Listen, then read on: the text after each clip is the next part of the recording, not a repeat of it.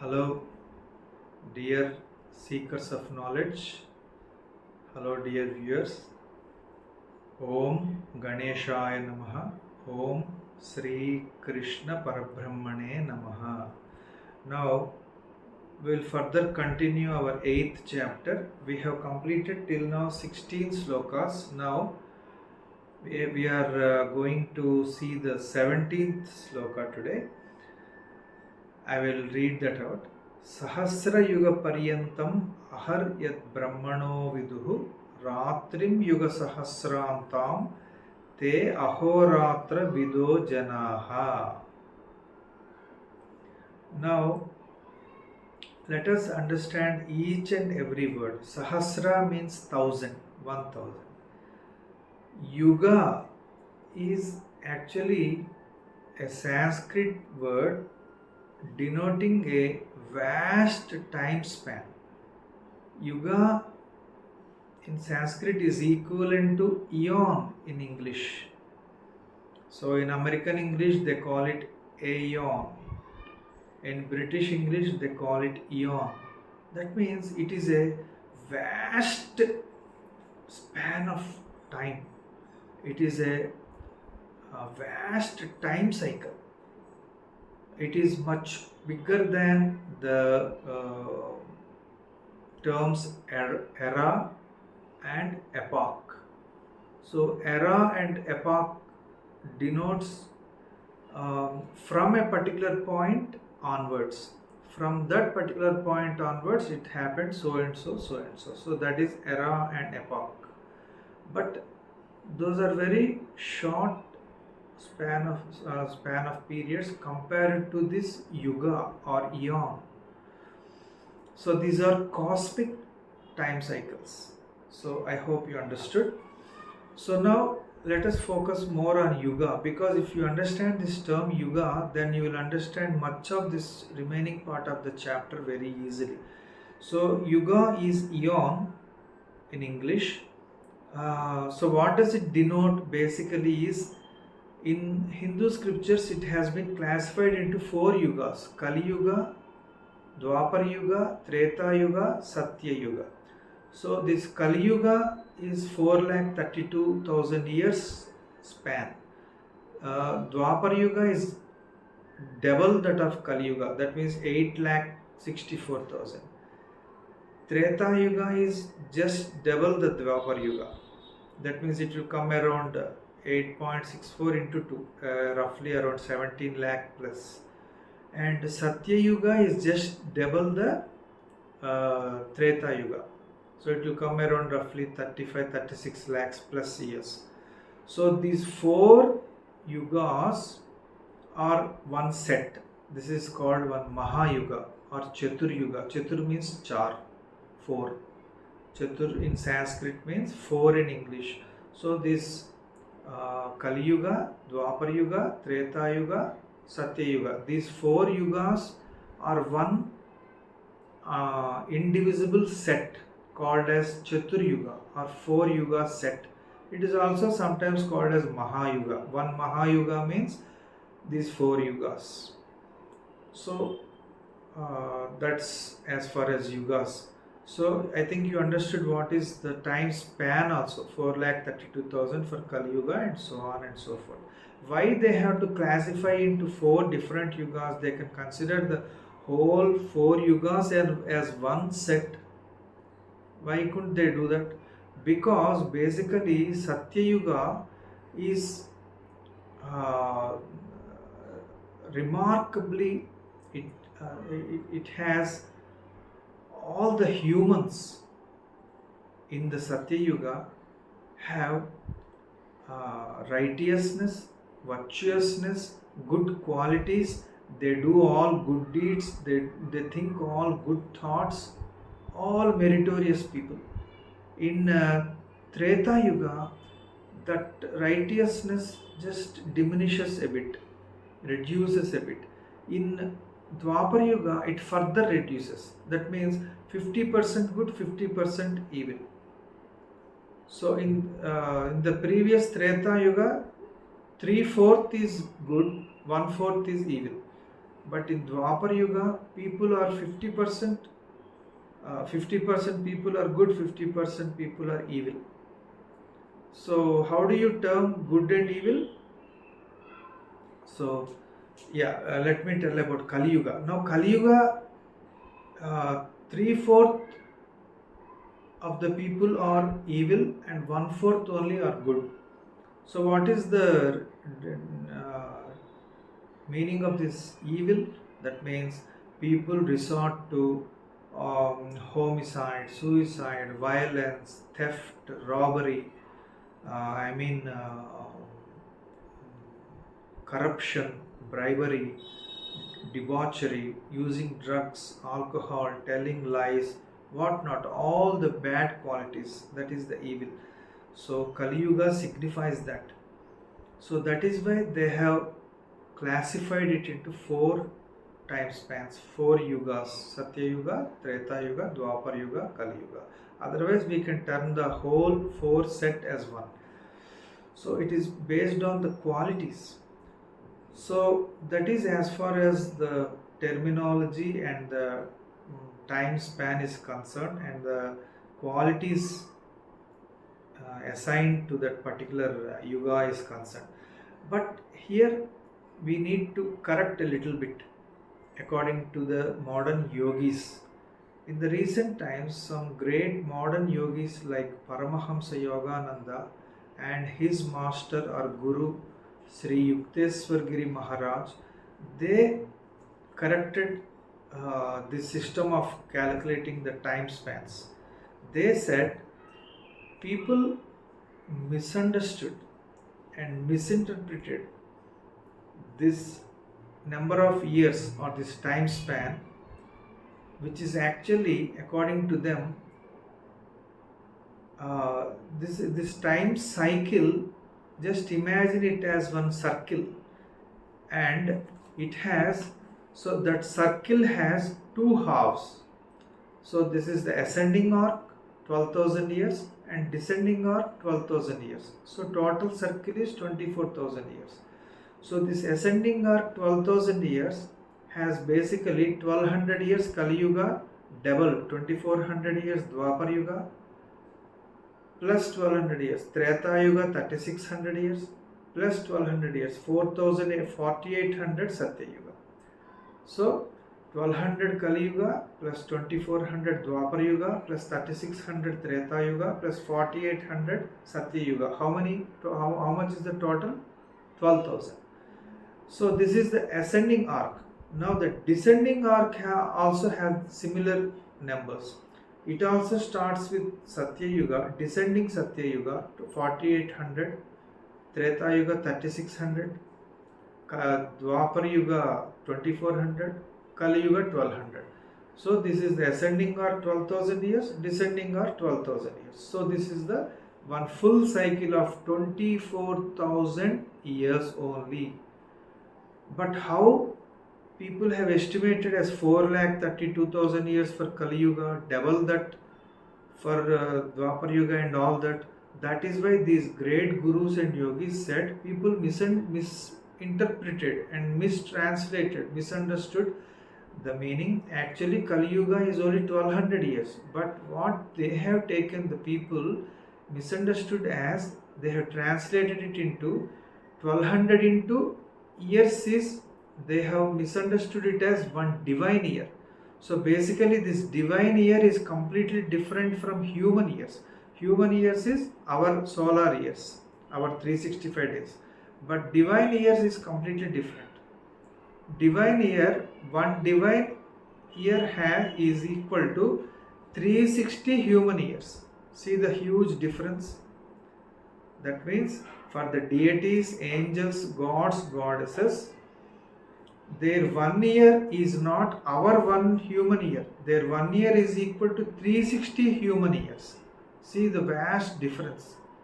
So people misunderstood 1200 years as 1200 into that one divine year, which will be 3 into 360 years, solar years.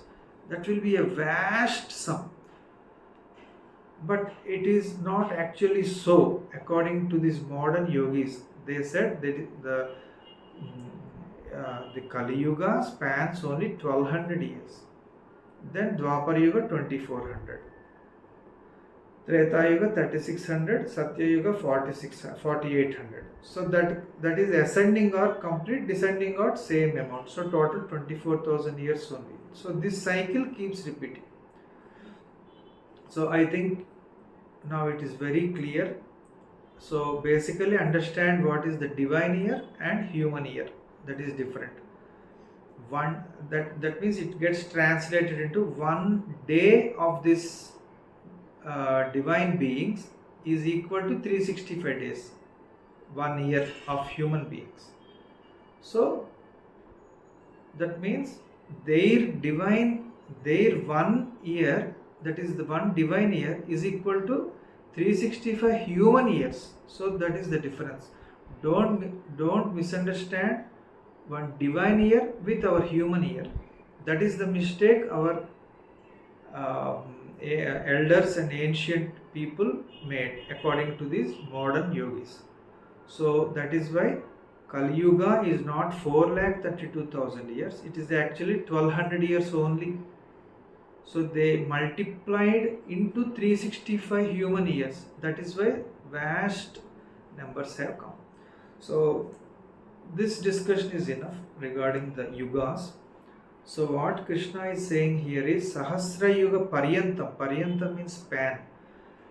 1000 such Mahayugas or Chaturyugas. Yuga means 4 yugas set. So 1000 such yugas is Ahar Yad Brahmano Viduhu. Here there are 2 words. Ahar Yad Brahmano. Ahaha plus Yat plus Brahmanaha. These 3 words together became Ahar Yat Brahmano. So first one, Ahaha means the daytime.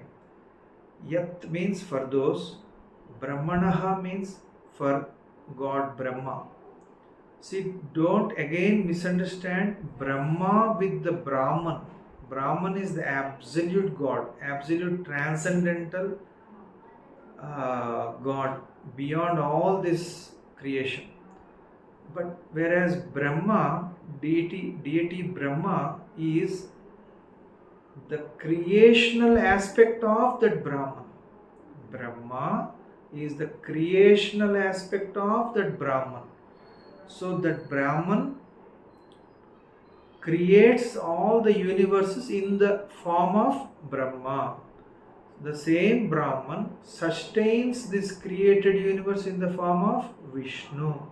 The same Brahman dissolves destroys this created universe in the form of Shiva. So Brahma, Vishnu, Shiva. These 3 divine beings are the 3 aspects of the Supreme Soul, Brahman, absolute God, transcendental God. So don't ever confuse with the terms Brahman, Supreme Soul, with Brahma. Brahma is only a creational aspect of God. So here what is being said is when Brahma wakes up in the morning, what we will do? We'll do all sorts of activities. In the same way, when deity Brahma wakes up in the morning, he creates all the universes with all its living beings like us human beings, animals, birds, etc., etc. So here what is being told is, what is our daytime? 12 hours. What is our night time? 12 hours. So for human beings, it is 12 plus 12, 24 hours, 1 day. One day and night. So similarly, that Brahma also has day and night. For him, 1 day is 1000 yugas. His night is also 1000 yugas. That's all. This entire sloka is that only, nothing else. So that's what he's saying. Ratrim yuga sahasrantam. Ratrim means night. Yuga Sahasrantam means again 1000 years. 1000 yugas. Te ahoratra vido janaha. So those people who understand this, they are real knowers of the time. So I think you got it right. So human beings has 12 hours daytime, 12 hours night time. In the same way, the deity Brahma also has 1000 yugas as daytime, 1000 yugas as night time. As simple as that. But it's difficult to understand because 1000 yugas, we cannot, our human brain cannot comprehend that huge number, because one yuga is again 4 yugas set: Satya Yuga, Treta Yuga, Dwapar Yuga, Kali Yuga. These 4 yugas is combinedly being termed here as yuga. Such how many numbers? 1000 such yugas is the daytime. Similarly, night time is also 1000 such yugas. So in the night time, what will happen? In the daytime, that God Brahma is creating all the universes. In the night time, when he sleeps, all these created beings will be destroyed. Only their seeds will remain. So all entire creation will be destroyed. And his daytime is called Kalpa, his nighttime is called Kalpantam. That's all. So now let us move on to the next sloka. Avyaktat vyaktayah sarvaha prabhavanti aharagame ratri agame praliyante tatra eva avyakta sanyake. So Vyaktayah sarvaha, all this manifested universe, that means all the stars, galaxies, sun, 9 planets, human beings, animals, birds, etc., etc. This is called Vyaktayah sarvaha. Means Vyaktayah means manifested, visible, tangible universe. Vyaktayah, manifested. Sarvaha means all, entire creation, entire universe. So this entire manifested universe comes from where? Avyaktat. That's what he's saying. Avyaktat vyaktayah sarvaha. Avyaktat means unmanifested divine nature. So there is one divine nature. It is called, that nature is translated in Sanskrit as Moola Prakriti.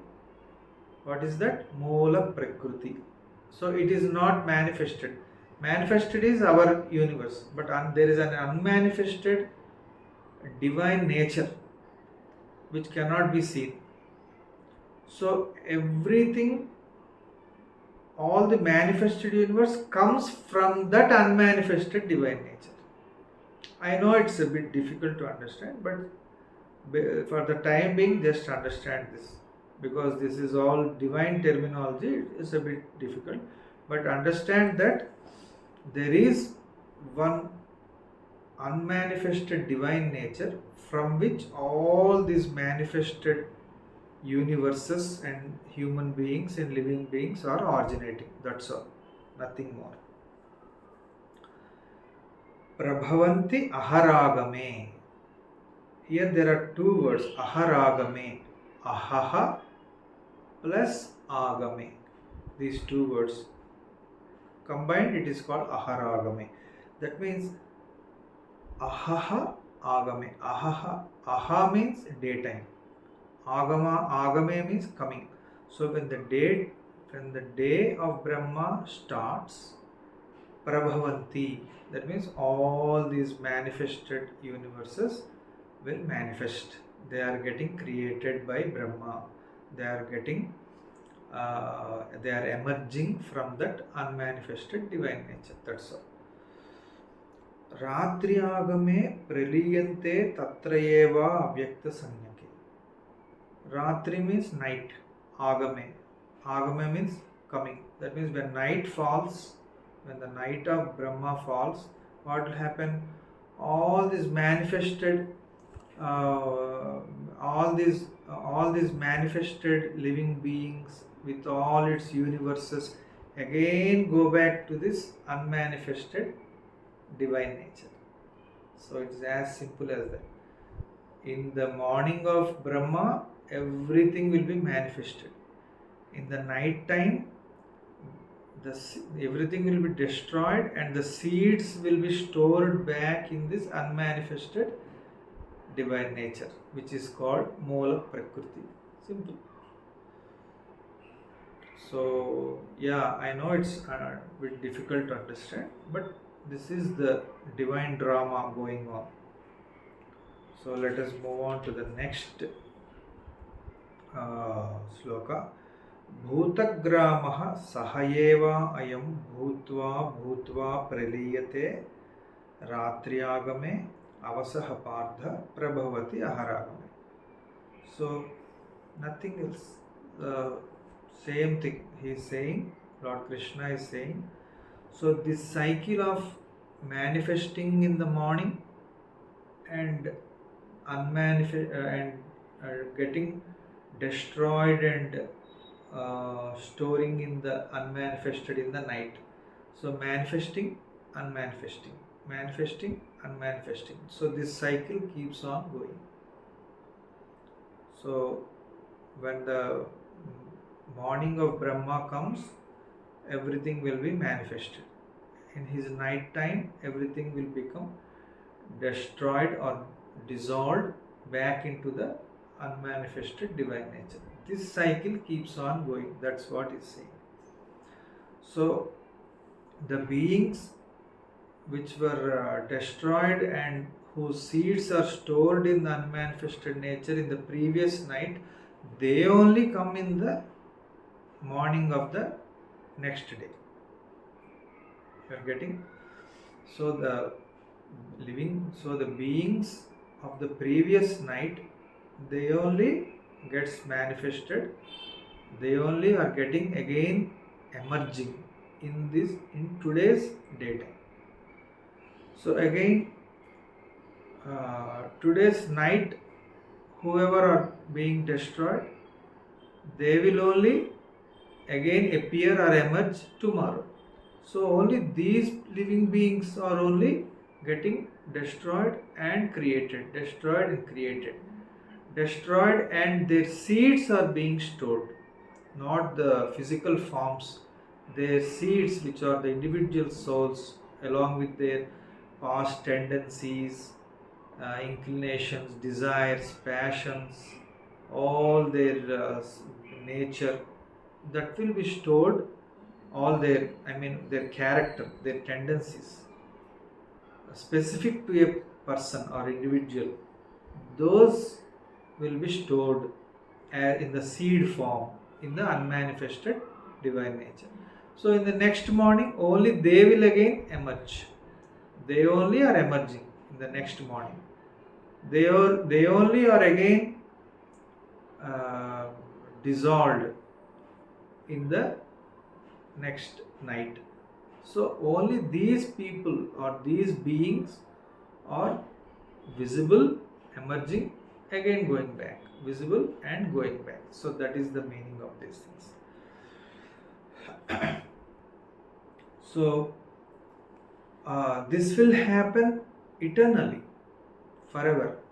But those souls who are liberated, those saints, sages, yogis, jnanis, those jivan muktas, all those great noble souls who are liberated from this birth and death cycle, they won't again get born again. They won't be born again.